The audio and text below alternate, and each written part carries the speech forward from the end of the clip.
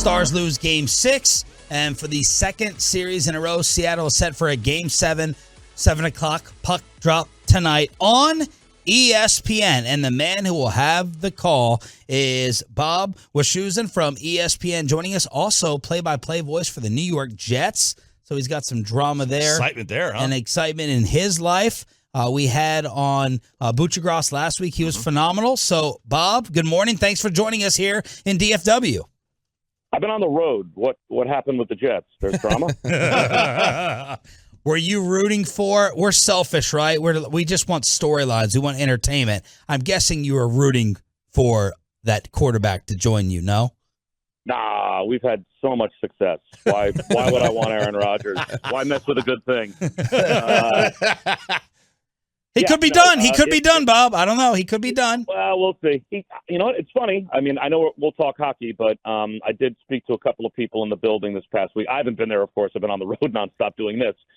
But I've been told that his level of, investment and buy-in and there every day with a big smile on his face and just experiencing life outside of Green Bay, that there's life in the NFL past that city. He's really excited. I have to admit, borderline shocked or surprised for a guy that not that long ago said he was 90% retired when he came out of a dark room. And, I was a little worried when he said that what is going to be his level of investment in this? But I've been told it's amazing. He's really excited to do this. So optimism. What are they going to do with Zach Wilson? They'll put him behind Aaron Rodgers and hope that he becomes a sponge. Is really what I mean. And maybe he will benefit from doing what we used to do with quarterbacks. Right? If you think about the NFL, and when we were growing up and watching it, it was a quarterback developmental league. Yeah. It was unusual when a quarterback was drafted high and then immediately was just inserted, right? Certainly there were teams that did it, and legendary quarterbacks did it successfully. But by and large, guys would sit for a year or two and learn the position. And I hope for Zach's sake that now he'll be able to learn the position from arguably a top 5 guy to ever do it. And I think Aaron Rodgers, unlike a lot of veteran quarterbacks that might come in and kind of look down their nose and be like, well, my job isn't to mentor you. You're trying to take my job. I actually think Aaron Rodgers is looking at this as, I'm going to be here for 2 years, maybe 3. So he's not threatened that Zach Wilson is going to take his job. So why not put your arm around him and be a mentor to him? And I guess he's already said things to that effect. I think he really likes Zach. We will get this Game 7, I promise. But are they on the same level as Buffalo now that Rodgers is there? I think so. I think you have to still – Buffalo has earned being considered the favorite. But I think what the Jets have done by bringing Aaron Rodgers in is announced to the world, we're good enough. We think the rest of the roster is good enough. You don't go get Aaron Rodgers, give up what they got to get him, and now turn this over to him and basically, kind of stop the experiment with the second overall pick in the draft, at least to this point, unless you think you are a AFC championship team or bust this year or next year. So Jet fans and the media, everyone has every right to hold them to that standard. And it would be fun to call a home playoff game. I have to admit, I've been doing this for 22 years now. This will be my 22nd year of doing the Jets on the radio. And the first year we did it, they won the division and won a lopsided home playoff game. And I remember walking out of the stadium with my partner and saying, that was fun. That place rocked. A home playoff game. That was great. That's the last one we did. Wow. We haven't done a home playoff game since then. It was 21 years ago. Wow. So they clearly think that their roster is good enough to go win, or else you don't do this. It's like us with conference title games. Bob Wischusen has the ESPN play-by-play call tonight. Star Seattle, 7 o'clock on the 4-letter, joining us here on the Diamond Factory Hotline. Bob, can you kind of just give us your overall thoughts on how this series has gotten to this point so far? Well, it hasn't surprised me because I called the vast, the majority of the games in the first round, Seattle and Colorado, as well as Dallas, Minnesota. I obviously know Dallas very well, called them a bunch of times this year, had them last season in the playoffs as well. know what kind of a team they are. Wasn't totally sure what we were going to get out of the Kraken in the postseason. And I, like everyone else, became a believer in round number one, that they are an extremely consistent team that is not going to easily go away. So I think tonight's game will be close. I picked Stars in 7 at the beginning of the series just because I think the Stars are a tick better. Obviously, the goaltending matchup, I would lead towards Oettinger over Grubauer in a goaltending matchup. A lot of times that can be the determining factor in a series. But, I mean, by picking it in 7, I'm basically saying I don't know, right? Like, I mean, because anyone can win a Game 7. But I think the Stars will find a way to win the game on home ice tonight, but I'd be surprised if this is not a close game in the third period because, as my partner Brian Boucher puts it, in the most flattering possible way, Seattle is like a relentlessly annoying team. They've got 4 lines, the top 3 of which can all score basically as an equal threat, and they just keep coming at you and coming at you and coming at you for 60 minutes or more if necessary.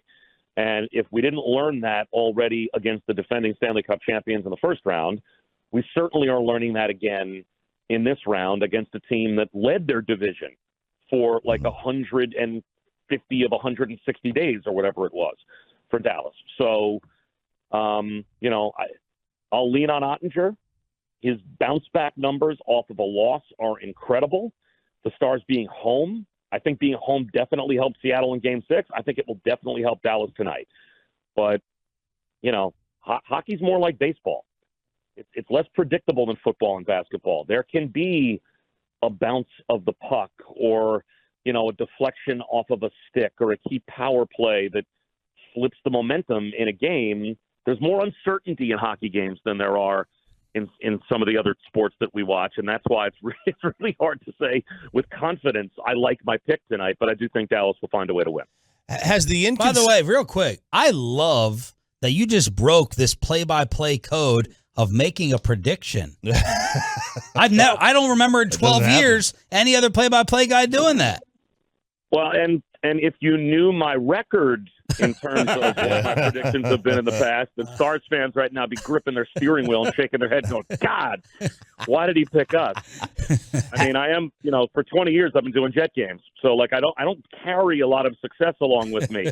But maybe everything's going to change. Maybe I've got Aaron Rodgers now as a quarterback I get to watch, and maybe I'll be right tonight. Who knows? Bob, has the inconsistencies that Oettinger's had this series like really, really surprised you? I can't remember a goalie of his caliber getting pulled multiple times in a series. It has in terms of him in a silo, but I guess it shouldn't in terms of the playoffs as a whole. Like, we put this stat on the other night. 18 times teams have yanked goalies so far in the playoffs. It's the most through the first 2 rounds, I think, since 1993. So the offense has been through the roof. There have definitely been games, though, where he has been very un-Oettinger-like. He given up 4 goals in a period in the opening game. I mean, he came back and then stoned them just about the rest of the game, and Yanni Gord had to win it in overtime. But, getting pulled in the second period, the earliest he's ever been pulled. He's very young, obviously. It's a young career, but the fastest he's ever been yanked from a game. And Pete DeBoer very quickly said that we did nothing to help him, right? Nothing happened in front of him that was good. So this was not on him. I think that was as much as a wake-up call to the team and also getting him now in a place where, hey, you know what? Like, go gear up for Game 7 because we know it's coming. So, let's get to a mental place where we're ready for that. I guess that, I think that all factored into Pete DeBoer pulling him. But, I never thought in this series that I would see Jake Oettinger pulled from a game. So, yes, he has been at times very unlike himself. But, man, when, I called the game last year in Calgary, even in the loss, where he made 64 saves. So, I've seen what he's capable of, and I would expect that he would be sharp tonight. You mentioned there that Pete DeBoer had said that, we got to do a better job protecting Otter, with what's in front of him. And it was a really rough game the other night for Esa Lindell and Yanni Hakanpää, a couple other defensemen there. I think Lindell, they gave up 5 goals, I think, in the 15, 16 minutes that he was on ice. How much of Otter being able to step up and have a great Game 7 is going to be about those guys on the defense, making sure that they're protecting him. Yeah, I mean, those guys were out there. I have to say, we went back and looked at some of the goals, and there was one where I think it was Lindell blew a tire. I mean, like that happens sometimes. They didn't do nearly as aggressive and I think good a job on the forecheck and in the neutral zone to support those guys. So, like, it's not just the two of them that are out there. The forwards that are out there that are giving up rushes and that are not winning pucks, not getting it deep, not doing what you have to do on the forecheck in the playoffs, they bear just as much responsibility as the two defensemen that happened to be out there when the goals were scored. So I actually don't think that the 5 goals that those guys were out there for are as much on them as maybe on the surface you would think. I think Pete DeBoer was unhappy with his team as a whole. I don't think he would ever think it was just, I mean, usually those two guys are rock solid, very dependable, physical, that pair, like, I'd put them back out there tonight in a heartbeat and expect that I would get their normal performance because I would hope that the 3 guys in front of them, whoever they might be in the rotation, do a better job as well. Stars Kraken Game 7 tonight on ESPN. We're joined by Bob Wischusen. He has the call here on 105.3 The Fan. Does it look like Robertson has kind of gotten his legs under him finally after a slow start to this postseason? I don't know. I think he has benefited from playing with those other 2 guys and how those other 2 guys have produced. I mean, it feels like Joe Pavelski finds a way to score a goal every game. Rupe Hintz, was right there with Draisaitl and McDavid leading the playoffs in points going into the last game. I think McDavid had 19 and Draisaitl and Rupe had 18. So you're going to get some assists playing with those guys. Mm-hmm. But I have not seen, and I don't think Stars fans have seen the Jason Robertson really at all so far in the postseason that we saw in the regular season. And what did he score in the regular season? 46 goals? And I think he's got 2 in the playoffs. And one of the 2 he scored was in Game 1 against Minnesota. He scored 1 goal since Game 1 against Minnesota. Like he needs. I think he needs to be more of an alpha dog, assertive player that looks a little different than he looks right now. That would be a guy that I would circle tonight, where I would like to see him be really aggressive, because it's hard to imagine that.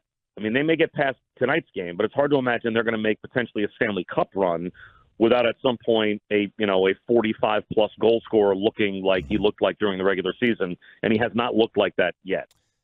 You mentioned if they get by tonight, how do they match up with Vegas if they do get past Seattle? That'll be a hard series. Vegas is, I think, kind of like a bigger, more physical version of Seattle, where they roll you with all of their lines. I mean, down to the third line, we've got Mark Stone, who's like a 30-goal scoring capable player. They have massive defensemen. I mean, if you look at the roster of the size of their D, it's a big physical group. They're very, I think, similar stylistically to Seattle. It's like, we're going to get pucks deep and we're going to go hit you and we're going to outwork you and we're going to win them and we're going to grind. And they're hard to play against. And I think Dallas is a little bit more finesse, a little bit more on the fly, not quite as physical. They're going to get out hit again, I'm sure, in that series. But I think they've got the better goaltender. So that would always give you hope. Oettinger as opposed to Aiden Hill, who now has taken over, because of injury in Vegas. And, I think Dallas could win the Stanley Cup. I really do. But it's going to be a grind because of the style of teams they're going to have to get through to get there. Do you see Carolina as clearly the best team left? They're really good. I think I don't think they're that much better than Dallas or Vegas. And I guess I'm still shortchanging Seattle by saying that. Could they lose to the Panthers? Of course. I mean, the Panthers have pretty much dominated the Leafs after they beat the Bruins 3 times in Boston. I mean, the Bruins won this year at a rate that the Bulls used to win with Jordan and Pippen. But you're not supposed to do that in hockey. You don't win 120 points worth of games. You don't win 63 or 64 games or whatever they won. And they couldn't get out of the first round because the Panthers, again, are a team that we have been overlooking over and over again. So I think this is a very no matter what conference final foursome we end up with, Dallas, Vegas, obviously Carolina, Florida, or Seattle, Vegas, I think both conference finals are at least 6, if not 7-game series. I would pick Carolina and Dallas if those were the matchups, but both of those teams could easily lose. Like, it could be Florida, Vegas in a heartbeat. We would like to thank your network for the 7 o'clock start time. And we'd like to thank you for your time and enjoy the football drama to come, Bob. We'll be listening and watching tonight. Thank you, man.